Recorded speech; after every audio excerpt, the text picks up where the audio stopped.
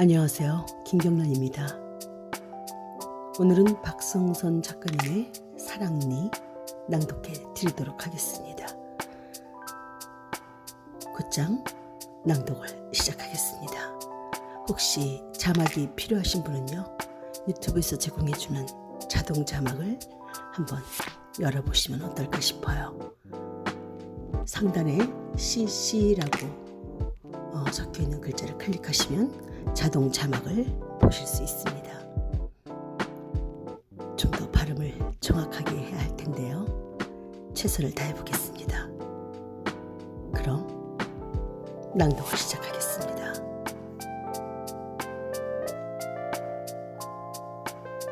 사랑니, 박성선.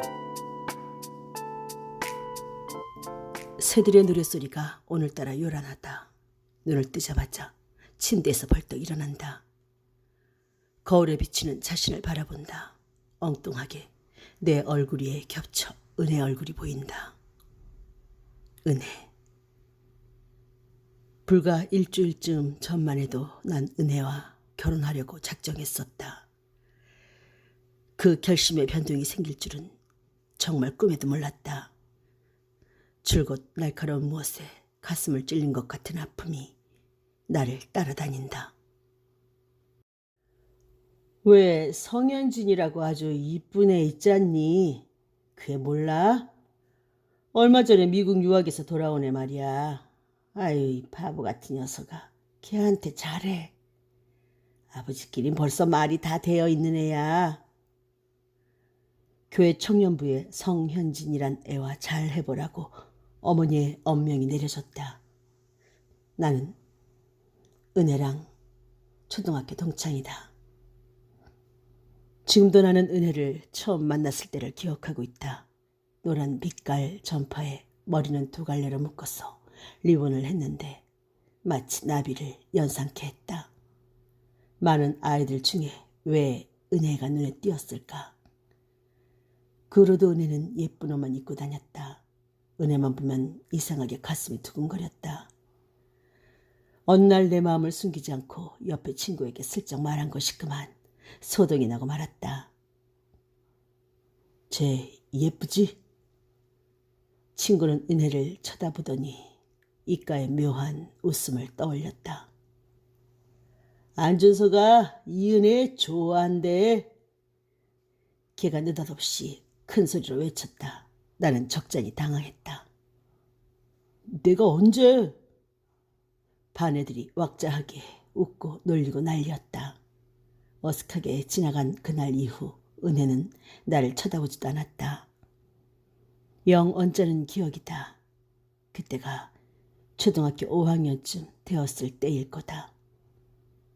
초등학교를 졸업하고도 어떤 인연인지 몰라도 은혜랑 나는 자주 마주쳤다.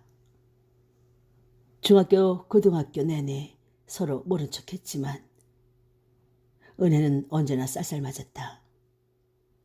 나는 은혜의 모습이 저만치 보일 때부터 가슴이 마구 뛴다. 그리고 정신까지 아찔해진다. 은혜가 가까이 오면 침착하려 애를 쓴다.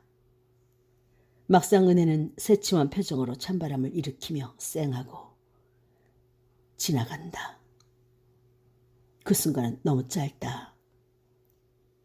몇 번이나 그랬을까? 10번, 20번. 은혜와 우연히 상봉하는 일은 언제나 내 맘을 들쑤셨다. 나는 나를 나무랐다. 야, 너는 왜 그렇게 용기가 없니? 그까지 여자 동창 뭐가 어려워서 말 한마디 못 붙이는 거야. 자연스럽게 말을 건넬 수도 있잖아. 남자가 그렇게 용에 빠져서 어디다 쓰냐? 용에 빠진 것이 정확하게 무슨 뜻인지 어릴 때 몰랐다. 다만 아버지가 날 보고 늘 하는 말씀이기 때문에 은혜를 어려워하는 나를 스스로 나무라며 그 말을 떠올리곤 했다. 아버지는 나를 못마땅해 했다. 저 녀석은 너무 용에 빠져. 은혜를 다른 곳도 아닌 우리 집에서 만났을 때 한참을 믿을 수가 없었다. 이것이 꿈인가 생신가. 우리 집은 바닥 면적 100평에 7층 상가 맨 위층. 그러니까 정확하게 8층에 자리 잡고 있다. 이 건물은 우리 부모님이 내가 고등학교 2학년 때 지으셨다. 내가 결혼하면 함께 살려고 옥상에 주거 공간 2채를 설계해 넣었다. 집이 완성되자 한쪽은 우리가 살고 한쪽은 우선 세를 주었다. 내 혼기가 다가온 얼마 전 부모님은 아파트로 이사하고 세입자 신혼부부가 새로 입주했다. 그런데 이런 기막힌 우연이 다 있을까? 바로 세입자 새댁이 은혜의 친언니였다. 어느 날 우리 건물 엘리베이터에서 은혜와 나는 마주쳤다. 첫눈에 서로를 알아보았다. 하기야 못 알아본다면 이상한 일이었다. 그녀와 나는 생활 반경이 비슷한지 잊어버릴만 하면 만났고 교회에서도 볼 수 있었다. 언젠가 청년부 모임에서 마주쳤으나 은혜가 외면하는 바람에 무지 속이 상해 그때부터 교회에 발을 끊었다. 교회에 안 나간다고 어머니가 몹시 속상해했지만 원인은 나밖에 모른다. 원인 제공자인 은혜조차 꿈에도 모를 것이다. 그런 은혜를 엘리베이터에서 마주친 순간 얼마나 놀랐던지 나는 말을 건넬까 말까 망설였다. 언제나 나를 무시하는 듯한 태도를 보인 은혜가 지금이라고 그러지 말란 법은 없지 않았기 때문이다. 나 알지? 뜻밖에도 은혜가 먼저 아는 채 해왔다. 내 가슴은 여전히 뛴다. 태어나려고 얼마나 했었던지. 어쩐 일이야? 나는 멋대가리 없게 기껏 그렇게 물었다. 은혜 얼굴에 미소가 떠올랐다. 우리 언니가 이 건물에 살아. 우리는 그렇게 만났다. 둘이 자매간인 걸 몰랐을 때와 달리 그녀의 언니는 신기할 정도로 은혜와 닮았다는 것을 알게 됐다. 형제는 이렇게 서로 닮는 거구나. 형제가 없는 나로서는 부럽기만 했다. 나는 외아들이다. 귀하디귀한 5대 독자다. 그런 탓에 어머니의 사랑은 말로 다 형용할 수가 없다. 언제나 아들을 위한 삶을 살고 계획하던 나의 어머니. 그 어머니가 나를 버렸다. 얼마 전까지 우리 가족은 여기서 함께 살았다. 어머니의 목소리에 달콤한 잠을 깨던 행복한 날이 끝장난 건 순전히 내 잘못이다. 끊임없이 방황하면서 부모님 애를 태우다 못해 드디어 대형 사고를 쳤기 때문이다. 얌전하고 성실한 초중고 시절을 벗어난 나는 대학에 입학하면서 변모를 거듭했다. 잘 다니던 학교를 휴학하고 전부터 하고 싶었던 모델을 지망해버렸다. 부모님은 그야말로 기함을 했다. 점잖은 가문에 이게 웬 날라리. 그것뿐이면 그래도 괜찮다. 모델을 지망하면서 사귄 이런저런 친구들은 나를 미지의 세계로 끝없이 끌고 다녔다. 그러다가 동맹이란 이름의 모임을 결성했다. 내 말썽의 정점이 이때였다. 지망했던 모델 일은 흐지부지 되고 학교도 중퇴하고 잠시 후도 모른 채 나는 나댔다. 시도 때도 없이 싸돌아다니고 외박 주문 예사로웠던 어느 날 동맹의 여자애와 아버지의 차로 드라이브하다가 중앙선을 침범해 마주오던 차와 충돌해버렸다. 무면허 주제. 상대방 운전사와 승객이 중상을 입었다. 나와 여자애가 기적적으로 가벼운 찰가상만 입은 것이 다행이라면 다행이었다. 이 사고로 내 인생은 추락했다. 아버지의 노여움은 대단했다. 나는 외출금지를 당하고 집에만 있어야 했다. 이때 친구 준호가 교회에 출석하자고 권해왔다. 때맞춰 어머니도 강력히 말했다. 넌 도대체 하는 게 뭐냐? 돈을 돈을 버니 아님 교회를 다니니? 돈? 돈 싫은 놈 있나? 그러나 직장이랍시고 어머니가 마련해준 자리는 우리 건물 관리인이다. 어쩔 수 없이 맞고는 있지만 사실상 어머니가 다 알아서 한다. 쳇, 허수아비를 만들어 놓고서는. 그나마 친구 중 아무도 그 정도 액수를 버는 놈은 없다. 그게 내가 그 자리를 박차지 않는 이유이다. 교회? 거기도 사실 별로다. 아버지는 우리 교회 장로고 어머니는 권사다. 교회에 발을 끄는 나는 부모 입장에서 보면 철저한 반항아이이다. 그래도 마음을 추슬러 준호를 따라 다시 교회에 갔다. 이젠 정말 열심히 다녀야지 다짐도 했다. 그래야 어머니 마음에도 들고 어머니 마음에 들어야 내가 산다. 또한 이 옥탑방에서 나갈 수가 있다. 무엇보다도 교회에 은혜가 있다. 준호랑 나 그리고 은혜는 초등학교 동창이다. 초등학교 5학년 때 우린 한 반이었고 나는 그때부터 은혜를 마음에 품었다. 아무도 모르는 나만의 비밀로. 준서야. 친구 준호가 왔다. 인터폴에서 준호의 목소리가 흘러나온다. 준호는 나의 중마고우이다. 언제서부터 저 애랑 내가 친구였을까? 아마 태어나 제일 먼저 만난 친구가 준호였을 거야. 부모님끼리도 친구다. 절친한 아버지들이 아들을 낳자 준자를 첫머리에 넣어 이름을 지어주었다니까. 모르는 이는 이름만 들으면 형제인 줄 알 거다. 준호는 오늘 나를 교회 모임에 데려갈 작정이다. 거기에 가면 성현진이 있을 것이다. 이런 때 은혜는 교회에 오지 않았으면 좋겠는데 이 일이 있기 전 어머니가 물었다. 너 이번에 돈이 얼마 들었는지 아니? 아니? 나는 속으로 혀를 날름했다. 사실은 알고 있다. 오직 하나뿐인 자식의 인생에 오점을 남기지 않기에 우리 부모님은 정말 많은 대가를 지불했다. 일단 이 일을 수습한 후 부모님은 나 홀로 이 집에 남겨두고 이사를 했다. 너도 이제 독립할 나이야. 언제까지 부모를 의지해 살 수는 없어. 나는 속으로는 한호 자격했지만 시무룩한 척했다. 그 모습이 좀 안 됐던지 어머니는 슬그머니 속삭였다. 혼자 살기 싫으면 얼른 결혼해. 뭐? 결혼? 벌써? 내 눈치를 알았는지 다시 냉정하게 어머니는 말했다. 생활비는 네 월급으로 충당해라.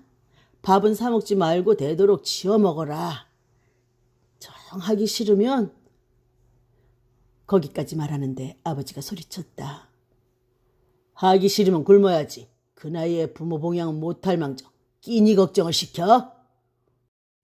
내 나이면 부모 봉양할 나이인가? 효도는 고사하고 사고나 치지 말아야지. 아버지의 목소리에 맞춰 어머니도 의식적으로 목소리를 차갑게 깔았다. 두 분은 이미 의견 조율을 끝낸 듯 싶었다. 나만 두고 엄마 아빠만 아파트에 입주한다고? 나만 두고? 우리 엄마 맞아?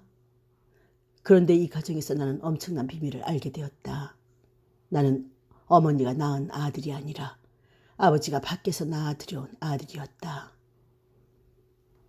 독자인 아버지에게 누나들, 나에게는 고모가 되는 분이 둘 있는데 내가 혼자 있다니까 찾아왔다.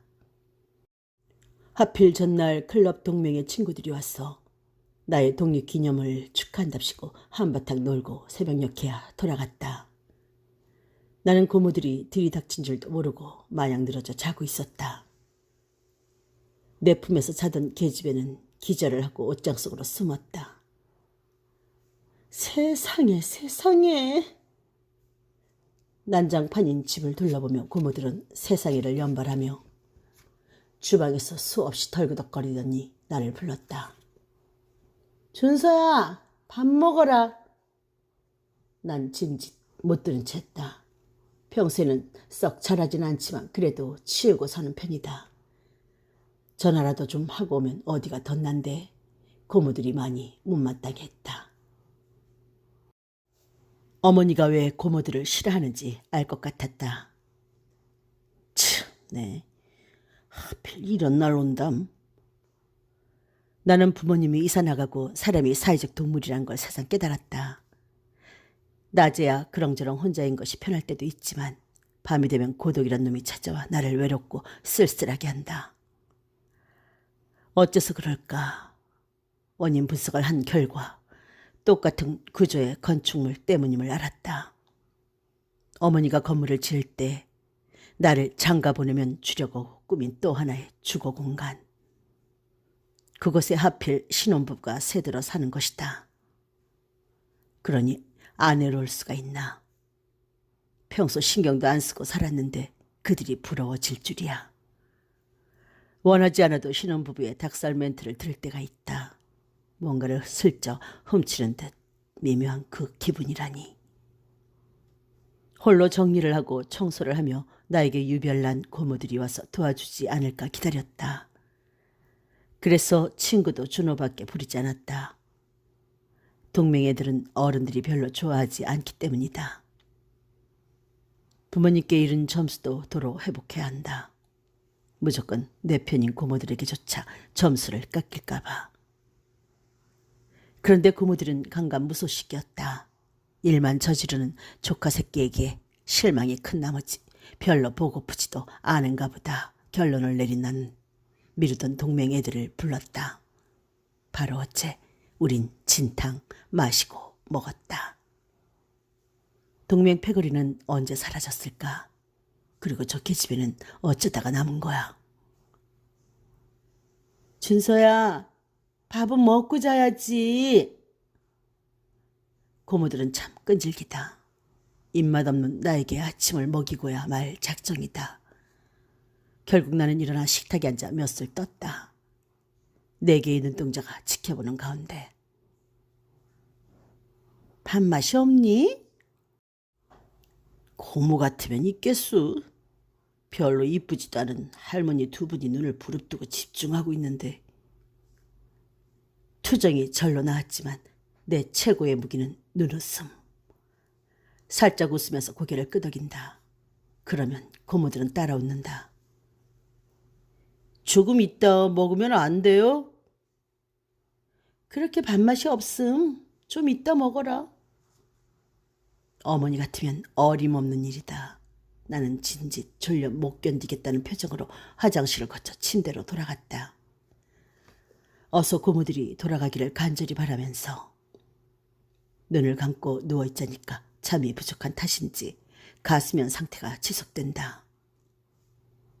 꿈을 꾸다가 깨다가 고모들은 무엇 그리 할 말이 많은지 끊임없이 말을 주고받았다. 그러다가 얼핏 잠이 깬 내 귀에 들어서는 안 될 내용이 들러왔다. 자는 체한 것이 잘못이었다. 녀석 코까지 골면서 자네. 뭐가 그리 고단하누? 다 애를 혼자 내동댕이 쳐놓으니까 그런 거 아니야. 애가 둘만 돼도 이해하겠어. 달랑 하나뿐 이걸 어떻게 팽개치고 지들끼리만 살림을 난담?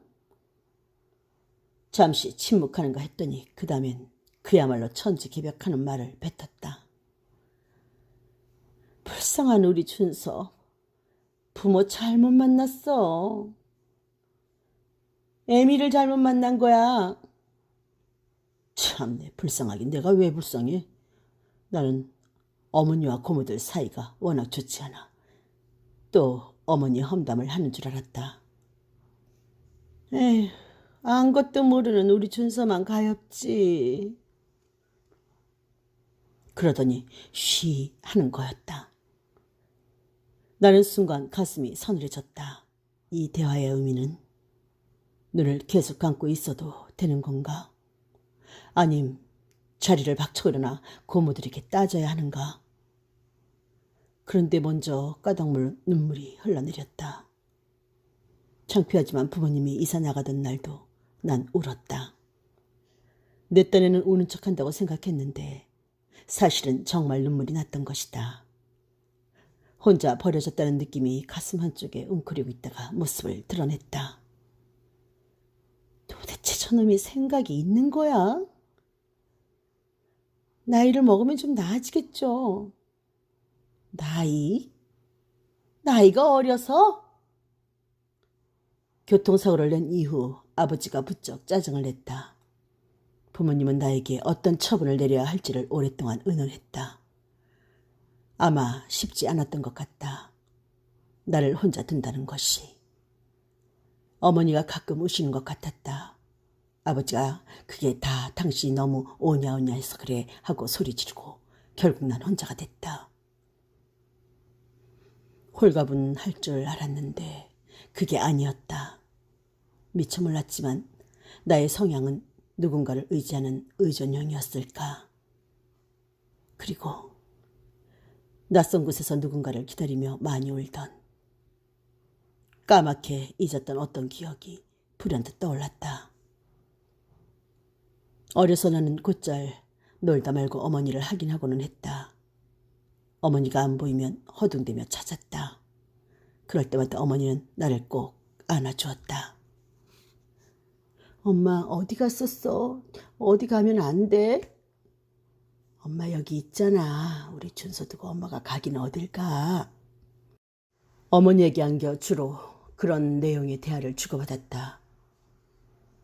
그런데 기억 저편에 냄새가 있었다. 어머니의 품에 안기면 나는 그 냄새는 달콤하고 포근했다. 언제였을까? 어머니의 냄새가 달라져 버린 것은 얼마 전 어머니가 발을 다쳐서 정형외과에 잠시 입원했다. 나는 어머니의 병실에서 살다시피 했다. 아버지가 교대해 줄 때까지. 용돈도 점수도 두둑이 딸 수 있는 좋은 기회였다. 거기에 집안의 친척 형과 형수가 갓난아기를 안고서 병문안을 왔다. 나는 별 생각 없이 멀거니 바라보고 있는데 어머니가 아기를 안아보라고 했다. 싫어. 아기 떨어뜨리면 어떡해. 그러면 큰일 나지.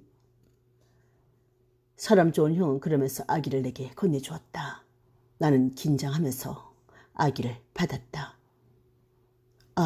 아기 냄새. 애기도 안아보셔야 애기 아빠 될 준비를 하시지. 형수가 그러면서 웃었다. 어머니도 웃었다. 나는 공연히 얼굴이 벌개져서 아기를 얼른 형에게 건네주었다. 나중에 나는 어머니에게 물었다. 엄마, 나는 엄마전 먹었어? 아님 우유 먹었어? 그 순간 어머니가 당황해했다. 아주 잠깐이지만. 아유, 다 그 녀석이 징그럽게 별걸 다 묻네. 너는 우유 먹었단다. 엄마가 젖이 안 나왔어. 그러나 나는 분명히 엄마 젖을 먹던 기억이 있다. 젖을 달라고 조르던 일이며 무언가 바른 젖을 물었다가 울었던 등등의 기억. 꿈이었을까? 나에게 더없이 지극한 어머니를 의심한 적은 없다. 그러나 무의식의 저 깊은 곳에서 끊임없이 젖 냄새를 기억하고 있는 것은 어쩐 일인가. 고모들에 대한 나의 어렴풋한 기억을 뒷받침하고 있다.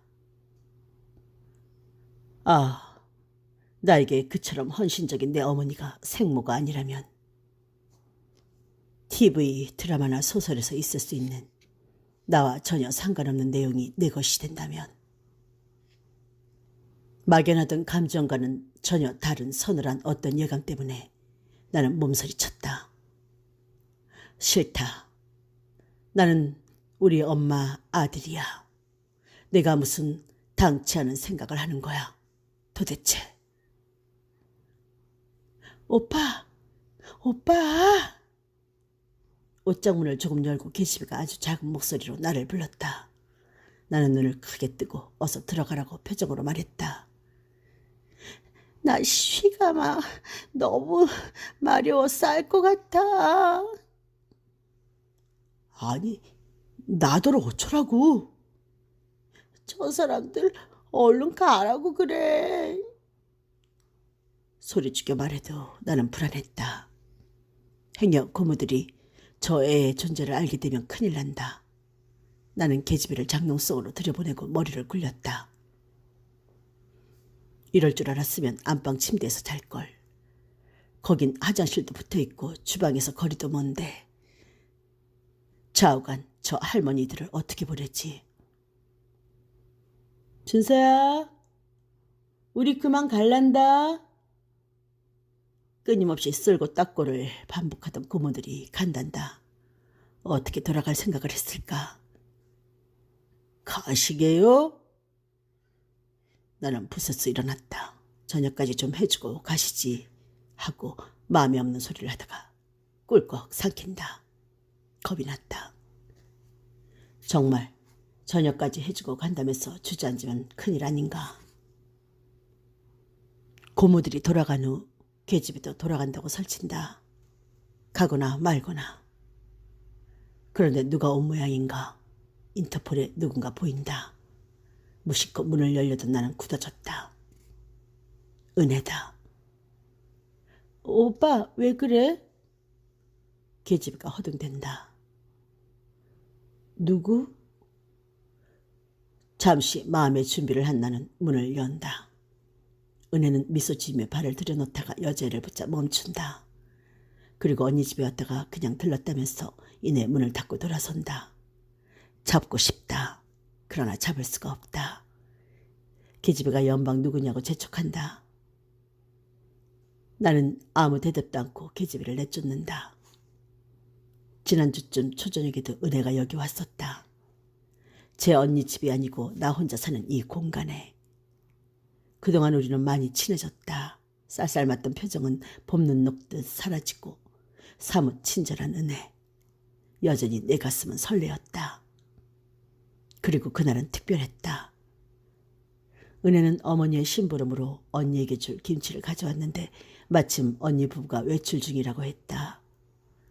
어디 여행을 간 걸 미처 연락을 못 받았다나. 그러면서 나에게 김치 한 통을 주는 게 아닌가. 얼마나 고마웠던지. 말이 나왔으니 말인데 김치는 중독성 있는 음식이지 싶다.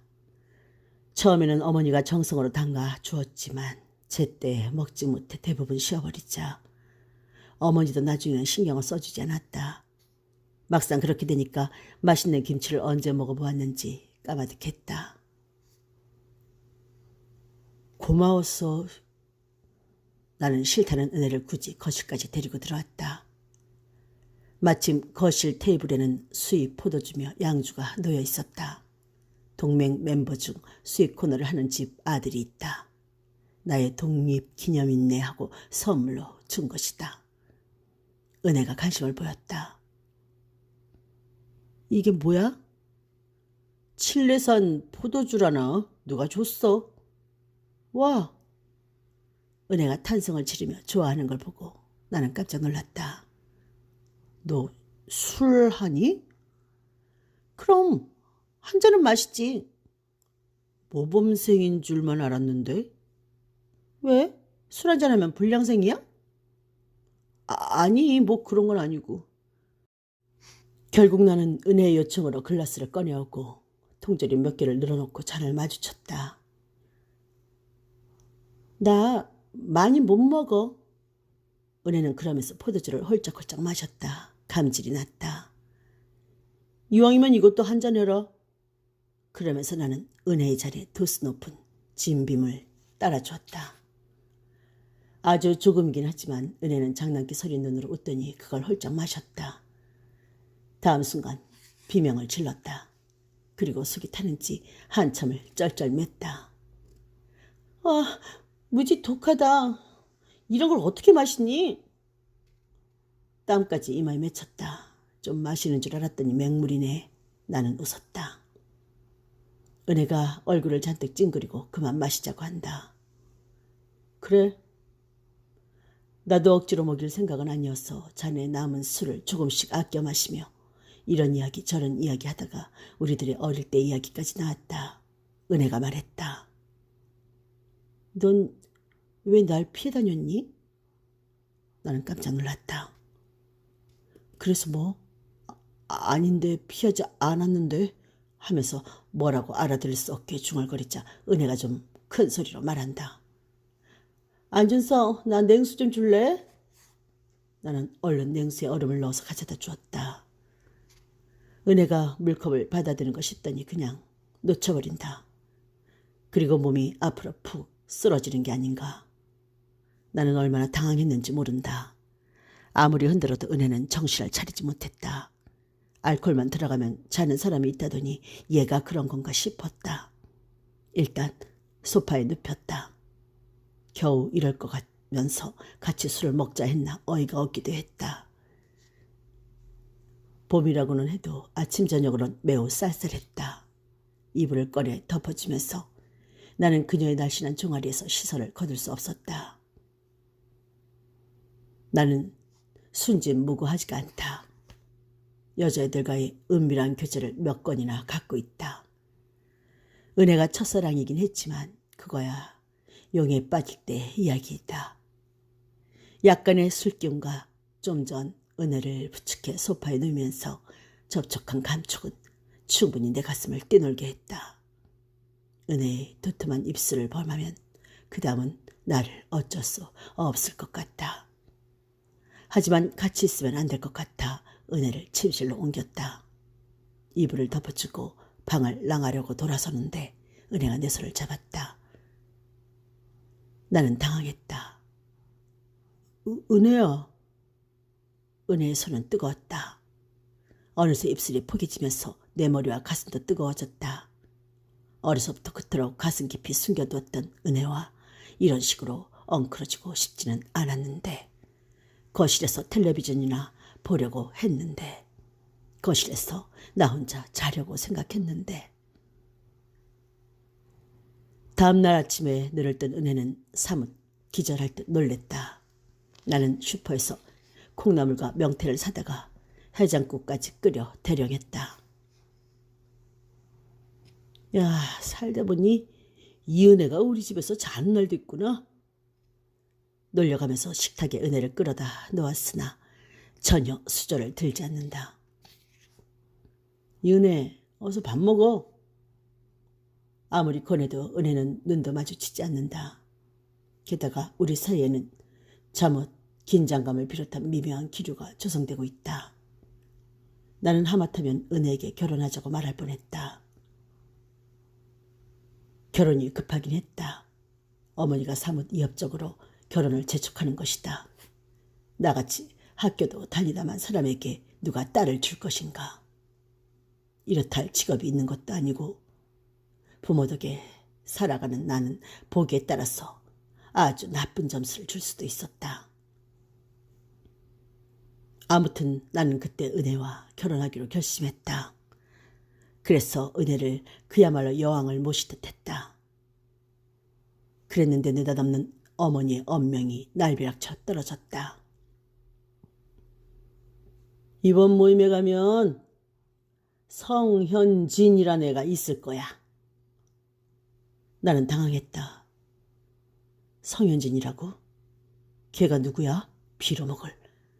내 신부감을 내가 고르면 안 된단 말인가? 준호의 차를 타고 약속한 장소에 갔다. 이미 모두 모여있다. 준호와 내가 가장 늦었다. 은혜의 얼굴도 보였다. 그새 은혜는 약간 야인 듯했다. 예배를 드리고 순서에 따라 조별로 나뉘어 오늘의 토론에 들어간다. 교회 부흥 기도냐 전도냐 라는 주제를 놓고 열띤 논쟁들을 펼치지만 나는 아무 관심도 없다. 은혜를 훔쳐보기에 여념없던 나는 문득 성현진이가 누구지 하고 생각이 든다. 성현진이라고 불리는 애는 안경을 쓰고 머리는 짧게 잘랐다. 첫인상이 꽤 세련된 느낌을 주긴 한다. 그렇지만 은혜에 비하면 훨씬 덜 예쁜 것 같다. 게다가 관심 없는 주제의 토론이 너무 시시해 나는 준호를 들쑤셔 그 자리를 빠져나왔다. 너는 진득하게 읽지를 못하냐. 준호가 투덜댄다. 재미없는 걸 참아야만 되니? 너도 부모님 특명 받았냐? 준호는 픽 웃더니 그럴 수도 있지 한다. 우리 친구들 중 결혼한 애들도 있다. 그러나 5대 독자인 나 같은 경우를 제외하고는 결혼을 하기엔 좀 이른 나이다. 나 어제 사랑니 뺐다. 그게 날 때도 무지 아프더니 요즘 충치로 변해서 나를 못 살게 굴잖아.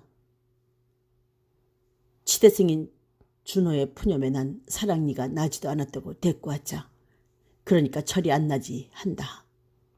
치대생 속 썩이는 걸 왜 여태 그냥 뒀냐고 면박을 주자 준호도 웃었다. 그게 그렇다. 남에게 쉽게 말해도 막상 나한테 닥치면 말처럼 안 되는 거야. 맞는 말이다. 아무튼 은혜를 접고 성현진으로 바꾸는 일은 좀 시간이 걸릴 것 같다. 나 말이야, 혼자 좋아하는 애가 있는데 나는 준호에게 실토할 요령으로 말을 꺼낸다. 그랬더니 준호가 사랑니가 너도 있구나 하는 게 아닌가. 응? 나는 준호를 곁눈으로 보면서 말을 잇는다. 사랑니가 그런 뜻으로 쓰는 거냐? 암튼 어머니가 정해주는 애가 또 있어. 그래서 마음이 복잡해. 우기면서 좋아하는 애랑 진도 나가볼까? 아니면 어머니한테 무조건 순종해야 하나? 나는 이렇게 주절거리면서도 결론은 이미 난 건지도 모른다는 생각이 들었다. 무조건 어머니 마음에 들어야 내가 산다는 깨달음이 떠오른 탓이다. 그런 나를 보며 준호는 복에 겨워 좋겠단다. 뭐? 복? 내가 억울해하자 준호가 느닷없이 주먹으로 내 어깨를 내리친다. 야, 사랑이는 어차피 빼버려야지. 그대로 두면 충치가 되어 두고두고 아프게 하는 거야. 빼버려. 치대를 다니는 놈은 첫사랑을 사랑이라고 부르는 건가? 결국 나는 성현진을 택해야 하나. 준호의 휴대폰이 울었다. 준호가 누구랑 통화하더니 안으로 들어간다. 잠시 후 준호는 은혜를 데리고 나왔다. 그리고는 자랑한다. 우리 사귄 지 오늘 100일째 되거든? 축하해주라. 나는 멀거니 나의 사랑니를 바라보았다. 낭독이 끝났습니다. 함께 해주셔서 감사합니다.